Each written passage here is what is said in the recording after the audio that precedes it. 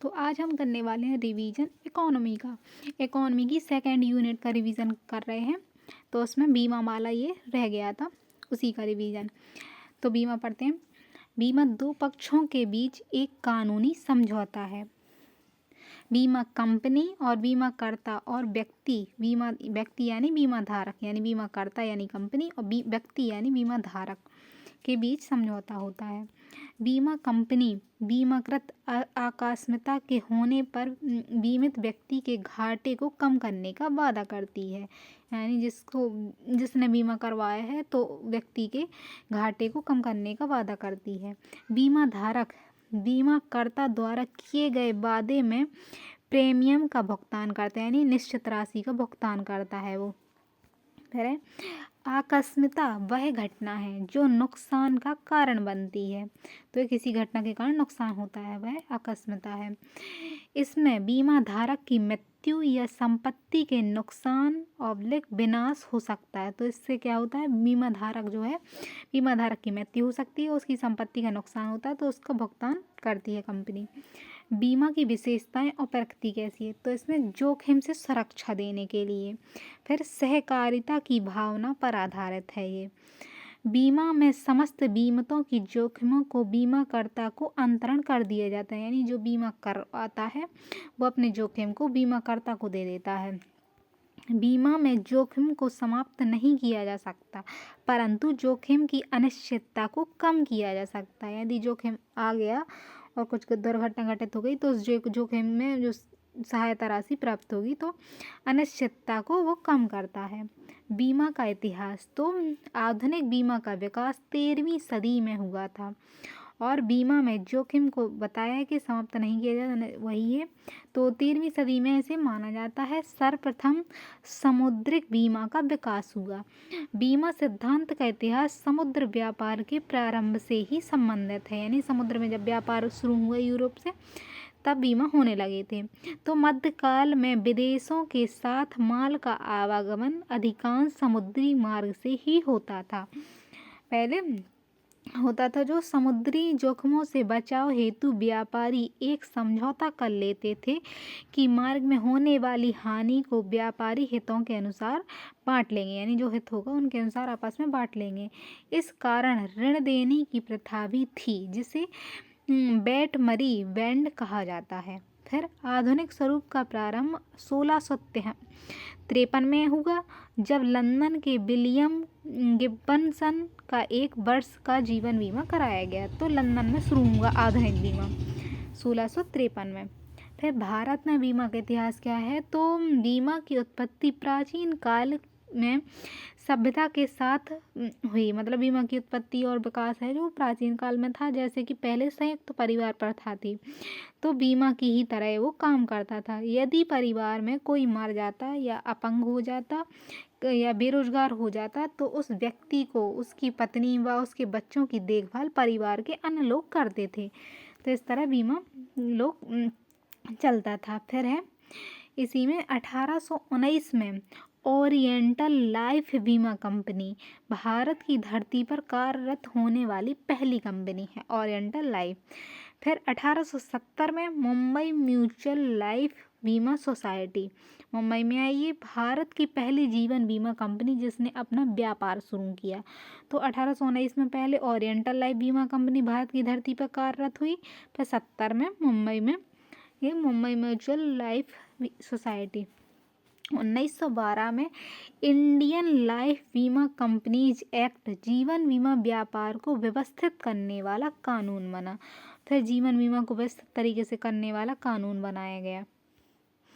1928 में Indian life बीमा company act लागू किया ताकि सरकार को संपूर्ण सूचना प्राप्त हो सके। कानून बनाया, फिर सरकार के लिए एक एक्ट बनाया। 1938 में बीमा एक्ट के द्वारा जनता के अधिकारों की सुरक्षा हेतु पहले से मौजूद कानूनों का एकीकरण और संशोधन किया गया। तो बीमा एक्ट के द्वारा तो जनता के अधिकार की सुरक्षा के लिए कानून को इकट्ठा किया गया। फिर जीवन बीमा निगम अधिनियम, तो यह है 1956 इसमें 5 करोड़ की पूंजी निवेश और राष्ट्रीयकरण करके भारत सरकार ने 245 भारतीय और विदेशी बीमा प्राइवेट सोसाइटी को अपने अधीन कर लिया। यानी भारत सरकार ने उसका राष्ट्रीयकरण कर दिया 1956 में, और उसमें 245 ऐसी भारतीय और विदेशी कंपनियां थीं तो सरकार के अधीन आ गई हैं। जनरल बीमा का इतिहास। तो कोलकाता में ब्रिटिश सरकार द्वारा 1850 में स्थापित हुई पहली जनरल बीमा कंपनी लिमिटेड। तो सबसे पहले कलकत्ता में इसका विकास हुआ 1950 में 1850 में। फिर 1907 में इंडियन मार्केटलाइज बीमा लिमिटेड ने जनरल बीमा बिजनेस से सभी वर्गों के साथ कार्य करने वाली पहली कंपनी की स्थापना की। फिर 1972 में जनरल बीमा बिजनेस यानी नेशनलाइजेशन एक्ट ने जनरल बीमा बिजनेस का 1972 में राष्ट्रीयकरण किया। तो जनरल बीमा जो था उसका भी राष्ट्रीयकरण किया गया, जो 1 जनवरी 1973 को लागू हुआ भारतीय साधारण बीमा निगम GSI के अंतर्गत।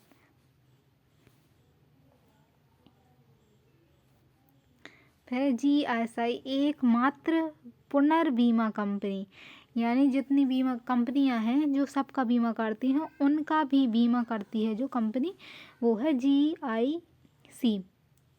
तो उन सब कंपनियों का भी पुनर्बीमा करवा देती है। फिर 107 निवेशकों को आपस में मिलाकर 4 कंपनियों का समूह बनाया गया।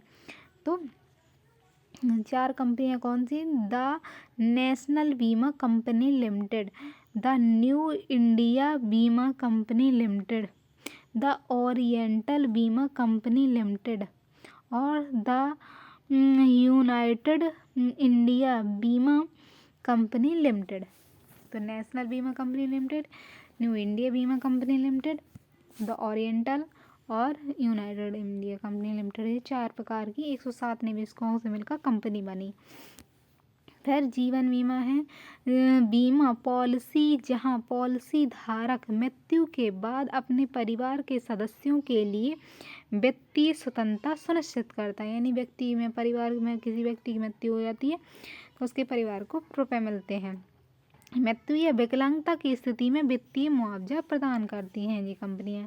जीवन बीमा पॉलिसी खरीदते समय बीमा धारक या तो एक मुश्त राशि का भुगतान करता है या बीमाकर्ता को आवधिक भुगतान करता है, थोड़ी थोड़ी अवधि के बाद भुगतान करता है, एक साथ कर देता है शायद, जिसे प्रीमियम के रूप में जाना जाता है। इसके बदले में बीमा धारक मृत्यु या विकलांगता की स्थिति में या पारिवारिक परिपक्वता पर बीमा पाने और परिवार को एक सुनिश्चित राशि का भुगतान करने का वादा करता है। कवरेज के आधार पर जीवन बीमा को निम्नलिखित प्रकारों में वर्गीकृत किया जा सकता है। जैसे टर्म इंश्योरेंस एक विशिष्ट समय अवधि के लिए जीवन बीमा कवरेज देता है, तो टर्म यानी एक निश्चित समय के बाद। फिर संपूर्ण बीमा जिसमें किसी व्यक्ति के पूरे जीवन के लिए बीमा कवरेज प्रदान करता है। फिर है बंदोबस्ती बीमा पॉलिसी, यानी प्रीमियम का एक हिस्सा मृत्यु लाभ के लिए जाता है जबकि शेष हिस्सा बीमाकर्ता द्वारा निवेश किया जाता है। तो एक मृत्यु में जब होगी तब मिलेगा और एक आपको मिलता रहेगा। फिर मनी बैंक पॉलिसी मिनी है, तो बीमित व्यक्ति को बीमा राशि का एक निश्चित प्रतिशत उत्तरजीविता लाभ के रूप में पूरे अवधि के अंतराल में भुगतान किया जाता है। यानी आपकी जो भी अवधि है निश्चित समय के लिए, उस निश्चित समय के बाद आपका पूरा भुगतान किया जाएगा। तो मिनी बैंक पॉलिसी है ये।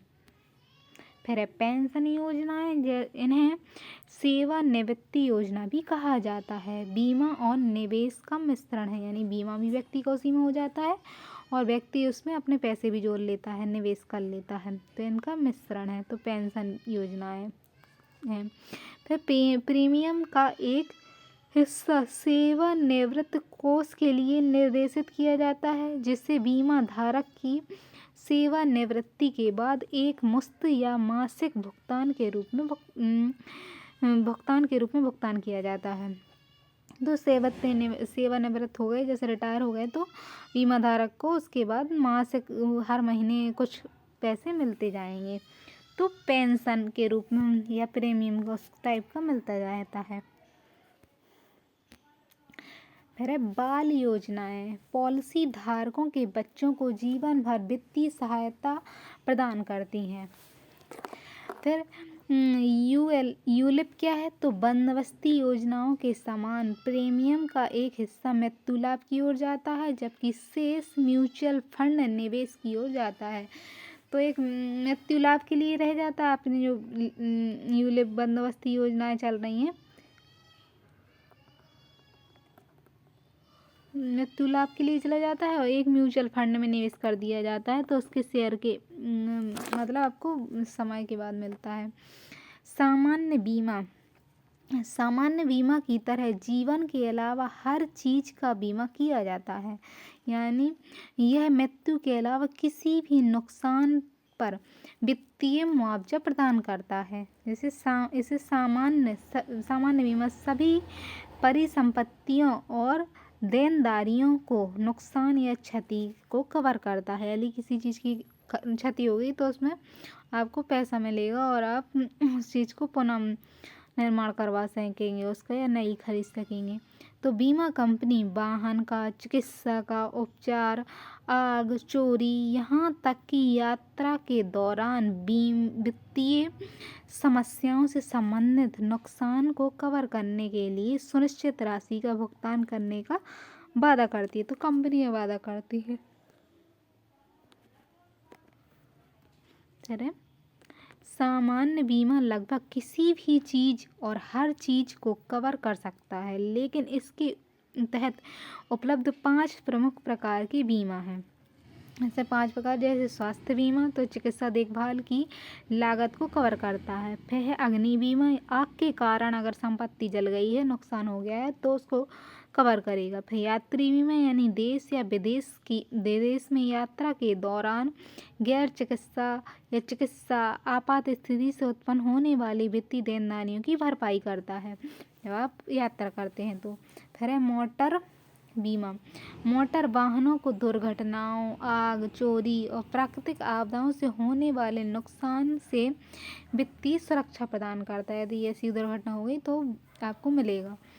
फिर है गृह बीमा, मानव निर्मित आपदाओं, प्राकृतिक आपदाओं या अन्य खतरों के कारण घर को हुए नुकसान की भरपाई करता है। तो गृह बीमा में मानव की जो आपदाएं आ जाती हैं, प्राकृतिक आपदाएं, सो खतरे के कारण जो घर को नुकसान हो जाता है तो उनको सहायता करता है।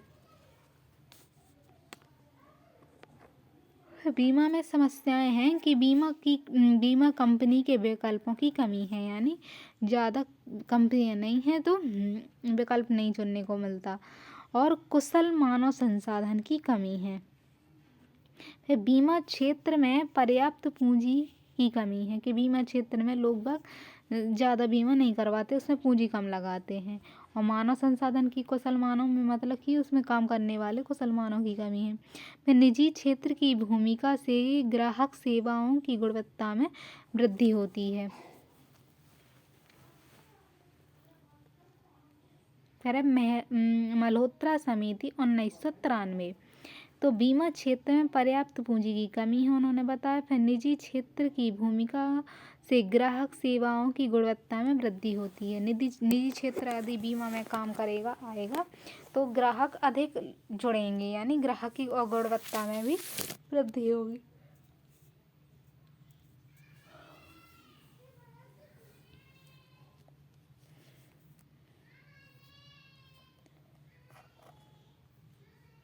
तो उपयुक्त समस्याओं के समाधान के लिए भारत सरकार द्वारा वर्ष 1993 में मल्होत्रा समिति श्री R.N. मल्होत्रा सेवानिवृत्त गवर्नर RBI का गठन किया गया, यानी RBI के जो गवर्नर थे सेवानिवृत्त हो चुके थे, तो उन्होंने इनके अंदर एक समिति का गठन किया उन्होंने, और समिति ने बीमा के क्षेत्र के निजीकरण और पुनर्गठन की सिफारिश दी कि निजीकरण और कंपनियों को आना चाहिए और जो पहले हैं उनका पुनर्गठन होना चाहिए। बीमा क्षेत्र एक नियामक संस्था की स्थापना की सिफारिश की, यानी उसको बीमा को कैसे काम करना है, तो बीमा को रेगुलेट करने के लिए एक होना चाहिए। तो इरडा और इरडाई है, तो इरडाई है इसके लिए। भारतीय बीमा विनियामक और विकास प्राधिकरण, इसका इरडाई है यानी इसका विनियामक भारतीय बीमा विनियामक और विकास प्राधिकरण। गठन इसका हुआ 1999 में। फिर बीमा नियामक विकास प्राधिकरण 1999 की धारा 4 के अंतर्गत एक स्वायत्त निकाय है, स्वतंत्र रूप से काम करता है। इसका मुख्यालय इसका एडाई का मुख्यालय हैदराबाद में है। फिर इसका लक्ष्य, भारत में बीमा और बीमा उद्योगों को विनियमित करना तथा उन्हें बढ़ावा देना। इसका लक्ष्य कि बीमा उद्योगों को विनियमित करना और उन्हें बढ़ावा देना। फिर बीमा धारकों के हितों की सुरक्षा करना। फिर बीमा के क्षेत्र में अनियमितताओं को दूर करना, यानी बीमा के क्षेत्र में जो परेशानियाँ आती हैं, अनिश्चितताएँ आ जाती हैं, उनको दूर करना। बेहतर बीमा व्यवस्था का निर्माण करना और आदर्श न्यायिक भूमिका का निर्वाह करना। इसकी संरचना में 10 सदस्य हैं। इसमें 1 अध्यक्ष, 5 पूर्णकालिक सदस्य और 4 अंशकालिक सदस्य हैं। सभी सदस्य भारत सरकार द्वारा नियुक्त किए जाते हैं। फिर एडाई के कार्य हैं, तो एडाई के कार्य में पॉलिसी धारकों के हितों का संरक्षण करना तथा उनके प्रति उचित व्यवहार सुनिश्चित करना एडाई का कार्य है। फिर नागरिकों के हितों के लिए बीमा उद्योगों की त्वरित और व्यवस्थित समृद्धि करना तथा अर्थव्यवस्था की समृद्धि की गति बढ़ाने के लिए दीर्घकालिक निधियां उपलब्ध कराना। फिर है वास्तविक दावों का त्वरित निपटान सुनिश्चित करना, बीमा संबंधी धोखाधड़ी आदि को रोकना और प्रभावी शिकायत निवारण तंत्र की स्थापना करना।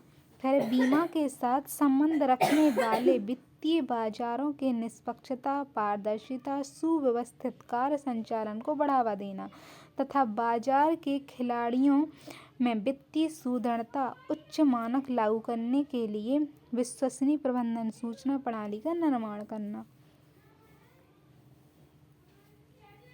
यानी बीमा में कार्य करने वाले जो वित्तीय बाजार में कार्य करते हैं उनमें निष्पक्षता, पारदर्शिता और सुव्यवस्थित कार्य और विश्वसनीयता बनाए रखना इसका काम है। फिर एडाई और सेबी का विवाद हुआ था एक बार। तो बीमा के 2 प्रकार होते हैं, जैसे परंपरागत बीमा पॉलिसी, इन बीमाओं की धनराशि से सरकार प्रतिभूतियां खरीदेगी।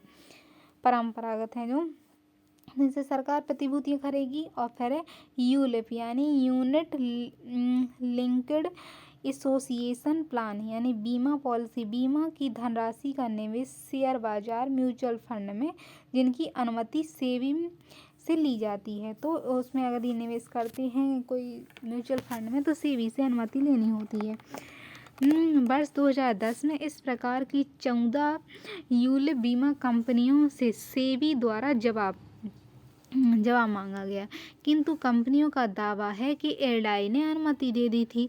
फलस्वरूप सेबी द्वारा इन 14 कंपनियों के म्यूचुअल फंड में निवेश पर प्रतिबंध लगा दिया गया। तो एडाई द्वारा एसएटी में अपील, यानी सिक्योरिटी अपीलेट ट्रिब्यूनल जो होता है सीनियर वाला एडाई का, तो उसने उसमें अपील की। तो अपील के बाद सेबी के पक्ष में निर्णय आया, क्योंकि म्यूचुअल फंड सेबी के हिस्से में आता है तो अंतर्गत आता है, तो उसने सेबी के पक्ष में निर्णय दिया क्योंकि यह म्यूचुअल फंड में निवेश से जुड़ा हुआ था। अंततः एडाई ने फिर जो एडाई थी उसने सुप्रीम कोर्ट में एसएटी के निर्णय के विरुद्ध अपील कर दी। तो सुप्रीम कोर्ट के निर्णय दिया तो उसने बताया कि यूलिप जो है एडाई के अधीन सेबी को इसके हस्तक्षेप का अधिकार नहीं है। यानी एडाई के अंदर जो काम करते जो पैसा है वो म्यूचुअल फंड में निवेश करते हैं तो सेबी को इसमें हस्तक्षेप नहीं करना चाहिए। संसद द्वारा यूलिप एक्ट पारित करते हुए यूलिप संबंधी नियामक शक्तियां एडाई को सौंप दी गई कि उसका नियमन एडाई ही करेगी क्योंकि वो बीमा से संबंधित है और फिर उस बीमा के बाद वो कहीं भी पैसा जमा करें। तो फिर है इंश्योरेंस ऑब्लिगेशंस बीमा विनियामक और विकास प्राधिकरण अधिनियम 1999 द्वारा प्रदत्त शक्तियों का प्रयोग और लोक शिकायत निवारण नियम 1998 के अनुसार बीमा जो है लोकपाल का कार्यालय केंद्र सरकार द्वारा स्थापित किया गया। 1999 का प्राधिकरण अधिनियम आया और उसने 1998 के अनुसार उसने क्या किया, बीमा लोकपाल का कार्यालय केंद्र सरकार द्वारा स्थापित किया गया। इसकी शक्तियाँ, कार्यालय की शर्तें आदि बीमा लोकपाल नियम 2007 में है कि लोकपाल के कार्य हैं। तो लोकपाल बीमा उद्योग, नागरिक और न्यायिक सेवाओं में एक व्यक्ति है जो बीमा परिषद द्वारा नियुक्त किया जाता है। फिर बीमा लोकपाल की सेवा अवधि 3 वर्ष की होती है। बीमा को जो लोकपाल होता है उसकी सेवा अवधि 3 वर्ष की होती है। बीमा लोकपाल के कार्य सो किसी भी व्यक्ति से बीमा के संबंध में शिकायत प्राप्त करें और उस पर विचार करें। तो बीमा लोकपाल के कार्य क्या हैं, तो किसी व्यक्ति से बीमा के संबंध में शिकायत करना और प्राप्त जो होते हैं उस पर विचार भी कर सकते हैं। शिकायत प्राप्त होने के बाद 3 महीने के भीतर समस्या का समाधान होगा। एडाई किसी भी समय बीमा मामलों से संबंधित किसी भी शिकायत या विवाद को बीमा लोकपाल के पास भेज सकती है।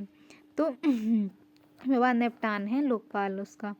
फिर प्रधानमंत्री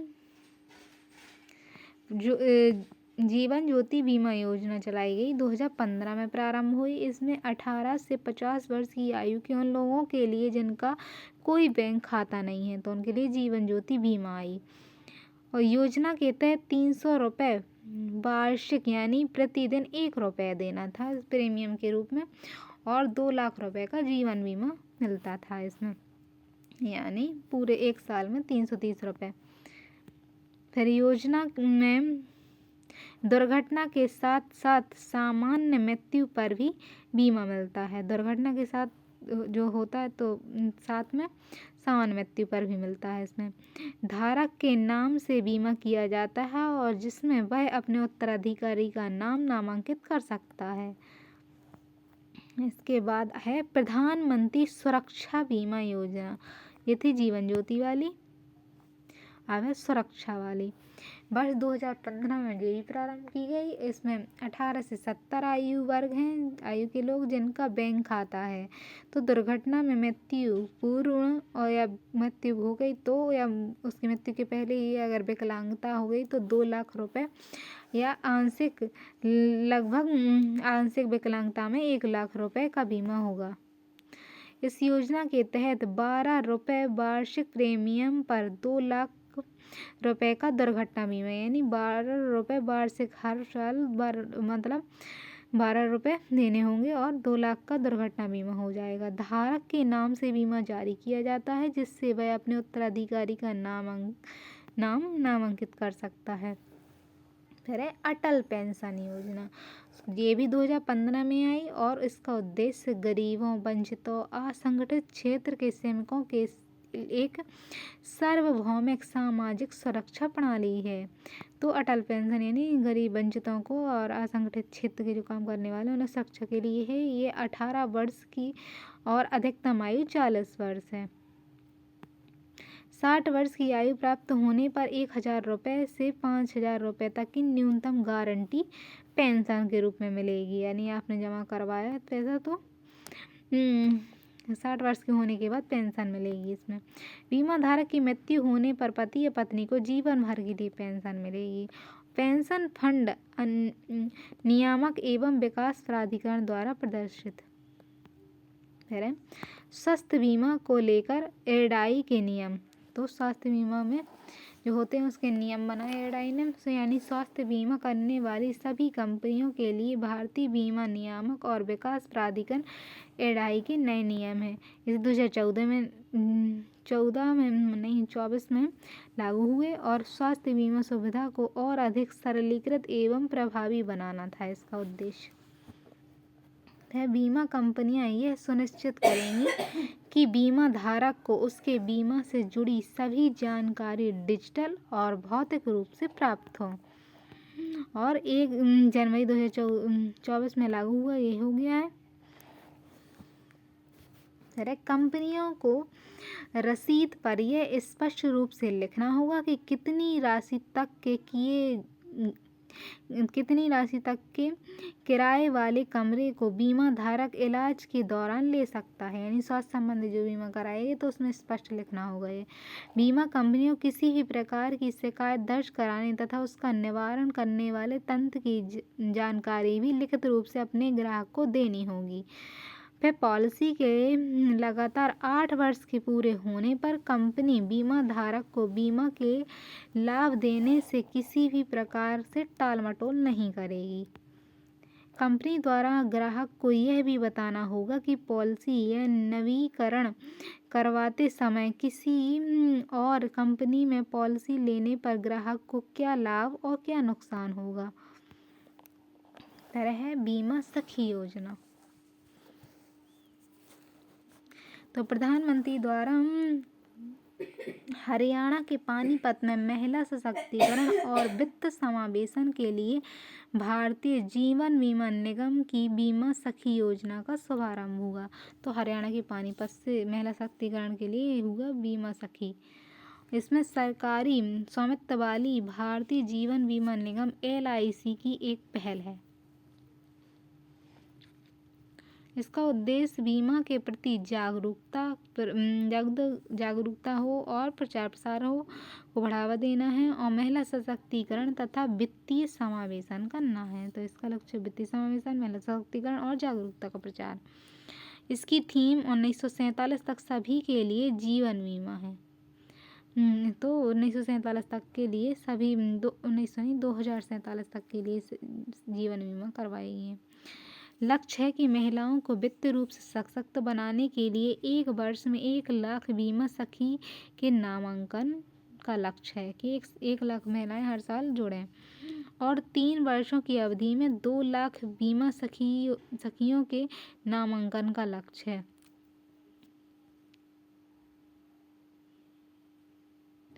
बीमा सखी को 3 वर्ष के लिए विशेष प्रशिक्षण एवं मानदेय दिया जाएगा, यानी विशेष प्रशिक्षण दिया जाएगा जो बीमा सखी में होंगी। और पहले वर्ष 7,000 रुपये, दूसरे वर्ष 6,000 रुपये और तीसरे वर्ष 5,000 रुपये का मानदेय प्रदान किया जाएगा, यानी रुपये मिलेगा आपको। यह योजना 18 से 70 वर्ष आयु तो बीमा योजना है जो 18 से 70 वर्ष की आयु की 10वीं पास महिलाओं को लाभ पहुंचाने के लिए बनाई गई है। मतलब 3 वर्ष का संविदा कार्य पूरा होने के बाद LIC इन महिलाओं को प्रशिक्षित करने में मदद करेगी और एक परीक्षा के बाद उन्हें एज के रूप में बीमा कंपनी में शामिल होने के लिए चुना जाएगा।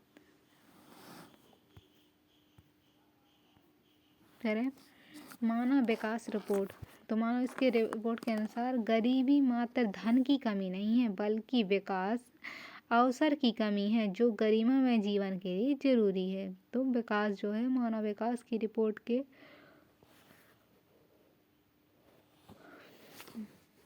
अथवा है जीवन के लिए न्यूनतम उपभोग आवश्यकताओं को प्राप्त करने की स्थिति ही गरीबी है। फिर न्यूनतम उपभोग की आवश्यकताएं जैसे रोटी, कपड़ा, मकान। 20वीं सदी में स्वास्थ्य और शिक्षा, पर्याप्त अवसंरचना गरिमापूर्ण जीवन के लिए जोड़ा गया है 2021 में। तो 21वीं सदी में तो जीवन बीमा के लिए जरूरी है। अब आगे पढ़ेंगे चौथी यूनिट और ये पढ़ेंगे अगली